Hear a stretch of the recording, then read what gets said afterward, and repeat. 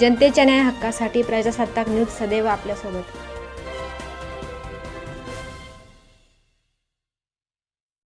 संगमनेर शहर पोलिसांनी मोठी कारवाई करत गांजा तस्करी प्रकरणातील मुख्य 2 आरोपींना अटक केली आहे।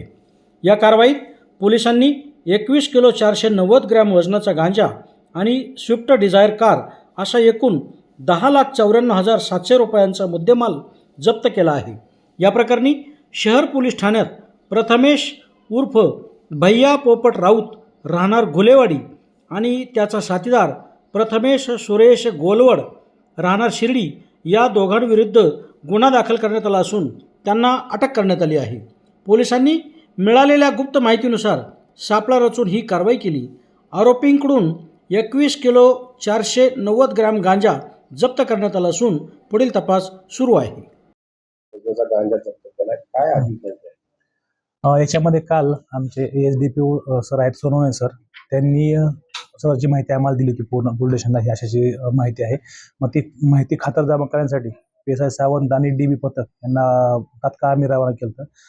काकडी एअरपोर्टपासून ते पाठलाग करत आमची पूर्ण टीम सुकेवाडीपर्यंत आल्यानंतर मग तो सापडला आम्हाला। त्यानंतर मग पूर्ण पथकाने सविस्तर पंचनामा वगैरे करून त्यास ताब्यात घेतला असता। त्याकडे 20 किलोच्या आसपास गांजा आपल्याला मिळालेला आहे आणि तसा पंचनामा करून आपण तो सगळा मुद्देमाल सीज केलेला आहे। टोटल 21 किलो आणि 490 ग्रॅमचा गांजा सापडलेला आपल्या कारवाईमध्ये। एक स्विफ्ट डिझायर कार आहे MH04 DR 7802 ह्या रंगाची, ह्या नंबरची, असे 2 एक गाडी आणि मुद्देमाल सापडला आहे।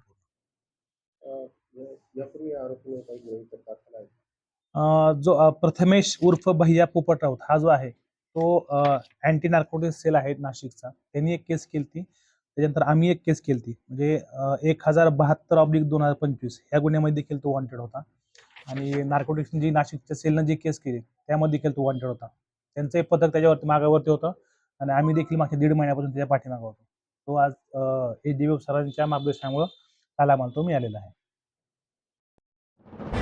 आपल्या परिसरातील ताज्या घडामोडी पाहण्यासाठी आजच प्रजासत्ताक न्यूज 24 ला सबस्क्राईब करा आणि 10 अपडेट तसेच लाईक अँड शेअर करायला विसरू नका। प्रजासत्ताक न्यूज सदैव आपल्यासोबत।